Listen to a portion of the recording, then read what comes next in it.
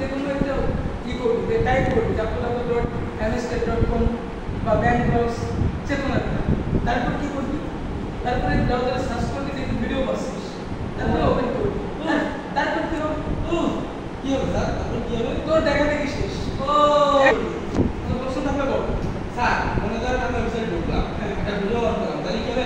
খালি কোপ আর কোপ হয় কোপ। এখন এখন কতটা সোজা হয়ে গেছে বলছি, এখন এখন হাত ধরবে না, বুঝতে হবে না, মানে এই করবে না। সব কিছু হবে। ও স্যার আপনি গুরু স্যার, আপনি তো পরে গুরু। হ্যাঁ এখন আরো আছে ব্যাপারটা, বলছি ব্যাপারটা হচ্ছে কি, তুই তো দেখা শেষ করলি, তোর কাজও শেষ, এখন যদি তোর কেউ ক্রমে দিয়ে সার্চ করে তাহলে তোর তো মাঝানো থাকবে না, তাহলে কি করবি? স্যার একটা প্রশ্ন আছে, যদি মনে করেন আমি কোপ কোপ লিখছি, আমার ধরুন দাঁড়ায়, তাহলে আমি কি করবো?